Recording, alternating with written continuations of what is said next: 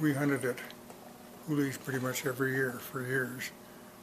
One memorable year, it was raining as we went out there, and the road from Jordan to about 5 miles before you get to Hurly's is gumbo, and the last part of it is sandy and easily traveled in the rain.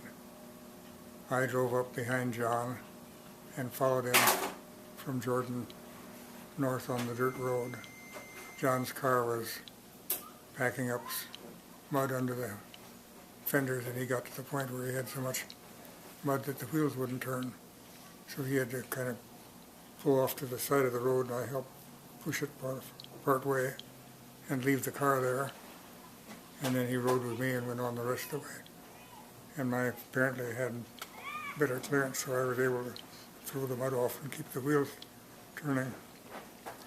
Hurly had to come back and get John's car later after the rain quit, and after we could scrape the mud out from under the fenders.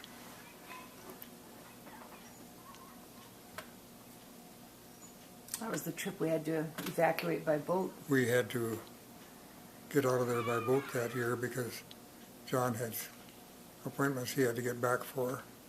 The road was still so muddy we couldn't get in and out. We called Glasgow, and our friend Les Hansen sent Jack Korskadden and another guy over with Les's boat, a fancy, bigger boat with an inboard motor, and used to be Doc Ian Smith. They loaded Candy and Renee and John and I, and Korskadden and his helper. I don't think if anybody else was with us, I'm not sure. Yeah. And we came back from Hurly's Landing to Glasgow during the wind and during the storm. I didn't think we were ever going to make it.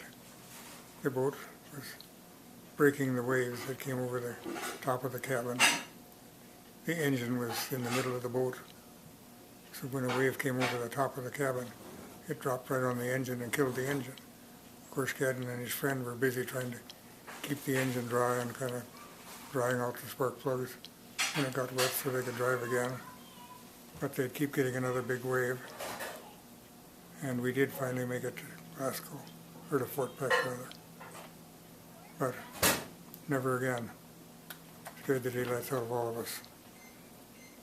I remember John standing in the back of the boat and being able to stand. He kept saying, I was in the Navy, I have Navy legs. The rest of us were vomiting. Oh, it was just, and cold. People were turning blue. It was horrible. We were soaked clear through. Are you getting that on your tape? Yeah. Okay. Okay, I'll stop.